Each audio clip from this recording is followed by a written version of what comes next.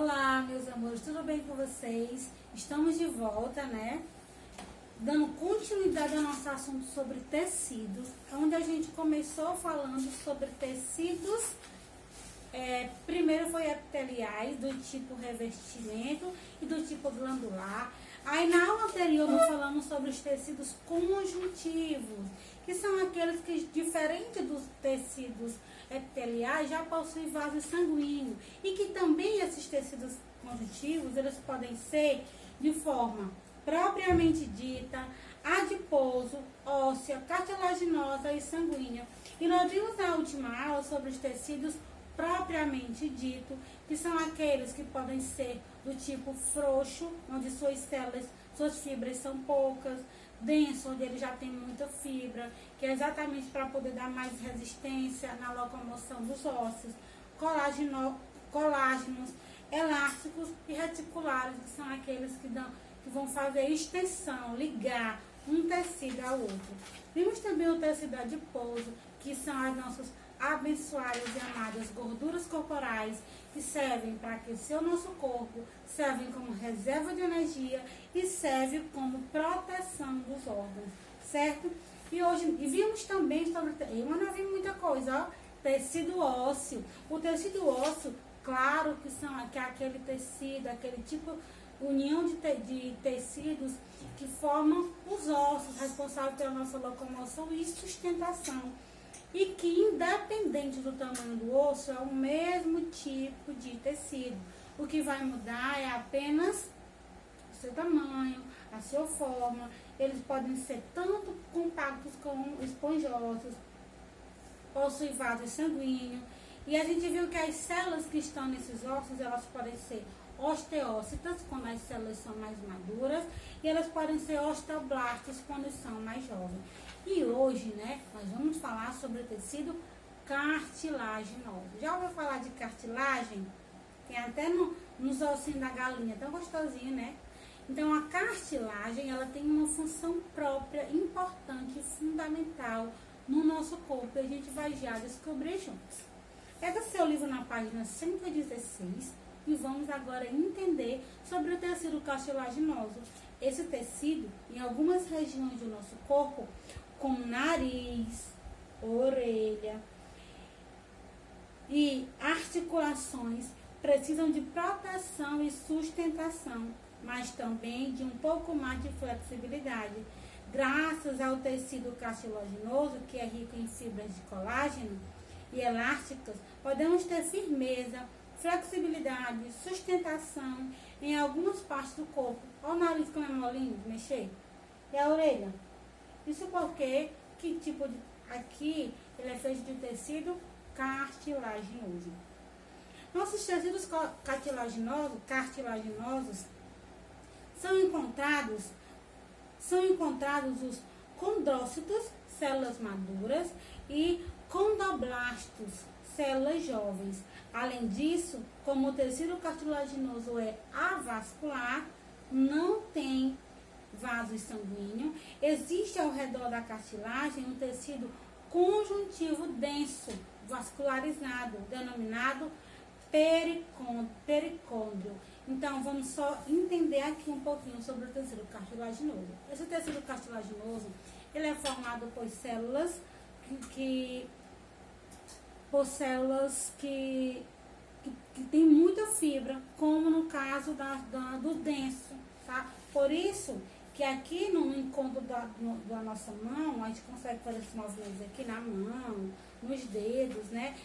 Porque entre esses ossinhos aqui, que se eu não me engano são 33 ossos que tem aqui nessa mãozinha querida e linda, entre o encontro de cada osso aqui, tem cartilagem que realiza esse movimento e que dá sustentabilidade para que eu levante, para que eu bata, para que eu movimente. Então, essa cartilagem dos nossos ossos, ela é muito, entre um osso e o outro, ela é muito importante para o nosso organismo.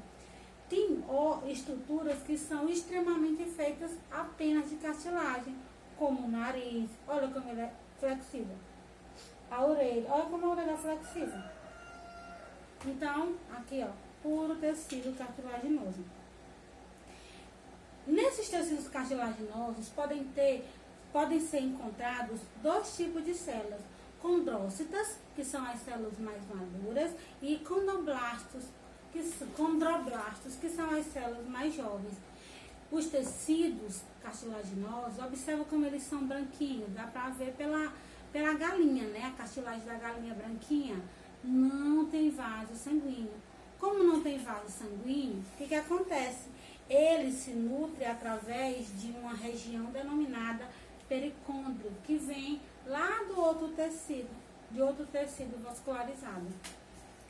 Aqui você vê uma imagem de um homem, né? E está mostrando o número 1, que é a traqueia dele, o número 2 parece, é a traqueia, que são regiões pulmonares, certo? Aí essa aqui faz parte do sistema respiratório digestório e ela vem para o respiratório, para o pulmão. Então, o tecido cartilaginoso é constituído de anéis cartilaginosos horizontalmente dispostos, que, por exemplo, ligam a laringe à faringe e liga aos brônquios e serve para passagem de ar, forma só um tubo só. Então, esse tubozão aqui que tem no nosso corpo, laringe, faringe, traqueia e brônquios, eles são formados de cartilagem.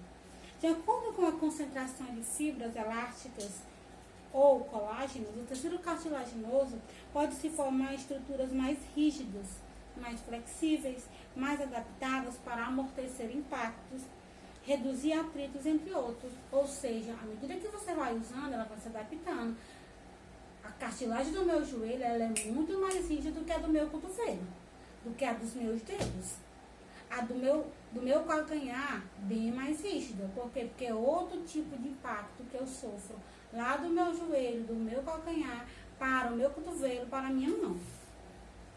Assim, conforme essa composição, as cartilagens podem ser hialinas, com poucas fibras moderadas, elásticas, com muitas fibras de colágeno, que estão presentes na orelha, fibrosa, ricas também em colágeno, que estão presentes em pequenas vértebras, ossinhos. E aqui do lado, aqui na orelha, aqui na página 117, a gente tem aqui uma estrutura, um esquema da orelha média, da orelha externa, da orelha média e da orelha interna. Toda essa parte da orelha. Então, a orelha externa, que é essa parte aqui de fora, que vocês estão vendo, a gente chama de orelha externa, ela é feita de cartilagem, né? Que é do tipo elástica. Então, aqui nós temos o canal auditivo, acompanhe comigo na 117, canal auditivo. Nós temos o pavilhão, o canal é o buraquinho aqui, ó. Essa parte externa aqui é o pavilhão auditivo. Aí mais dentro, aí tem também tem o ossinho, que é esse ossinho que dá até para sentir, né, da face. E tem, aqui na orelha externa só são esses. Aí lá na orelha média tem o osso mais abaixo, que vem esse aqui do maxilar, né? Depois desse osso nós temos, quem mais faz parte dele? O martelo, bigorna e estribo. Tem também canais semicirculares. Já na orelha interna, que é a mais de dentro, lá de dentro mesmo, tem a janela oval, a tuba auditiva, cônclea e nervo auditivo. E é nessa parte aqui da orelha, onde tem, quando tem informação de uma estrutura que não aparece aqui, que é se eu não me engano, na orelha média, que é a meninge, que ela inflama, causa a doença chamada meningite. Também, outro problema aqui nessa cônclea, que causa grande problema de audição e tal. A orelha externa é formada pelo pavilhão auditivo, que é isso aqui. Então, o nome disso aqui não é orelha, é uma estrutura que faz parte da orelha. O nome disso aqui é pavilhão auditivo, que capta o som por meio de comprimento de ondas sonoras, e pelo canal auditivo, responsável pelo deslocamento das ondas sonoras para a membrana tipânica, estrutura localizada na orelha média. Observe o seguinte, que nós temos um disco cartilaginoso e nós temos discos de vértebras, que são feitos de cartilagem. Observe aqui o disco cartilaginoso, essa partezinha azul entre um osso e o outro. Isso aí é como se fosse uma gelatina. dos discos cartilaginosos que evitam atrito entre as vértebras e entre os ossos. Se não tivesse cartilagem, o nosso osso ele ia se romper rápido, se acabar, porque ele ia se desgastar muito rápido. E a locomoção também não seria mesmo, a gente ia andar duro, que nem robô. E aqui na página 118, nós vamos falar agora sobre tecido sanguíneo, certo? Exatamente. Você não sabia, né, que o sangue era um tecido? Pois é, o sangue ele é formado por vários tipos de tecido sanguíneo. Vamos lá.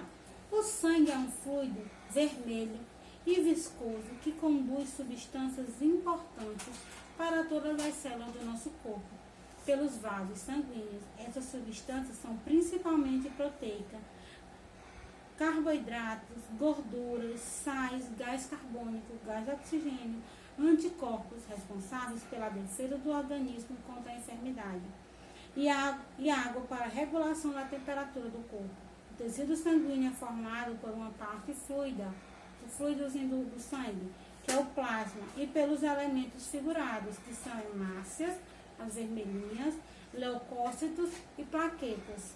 O plasma é constituído aproximadamente de 90% de água, no qual estão diluídas diversas substâncias. Cerca de 3/4 delas são proteicas, proteínas, sódio, cloro, fósforo, potássio, magnético e cálcio. Já os elementos figurados são células de diversos tipos, as hemácias, ou glóbulos vermelhos, que transportam oxigênio pelo nosso corpo, os leucócitos ou glóbulos brancos, nosso exército de defesa, que nos protege contra micro-organismos passíveis de causar doenças, e as plaquetas, fragmentos celulares, que são importantes agentes no processo de coagulação sanguínea. Quando um vaso sanguíneo é rompido, você já observou no exame de sangue do tipo hemograma?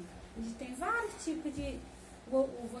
Vamos fazer lá um hemograma sanguíneo, aí tem lá vários tipos de teste que eles fazem com o sangue, né? Ele é dividido em duas séries, a vermelha e a branca. Além de apresentar uma contagem de plaquetas, sempre no exame de sangue tu vai ver quantas plaquetas tu tem, quantos leucócitos tu tem.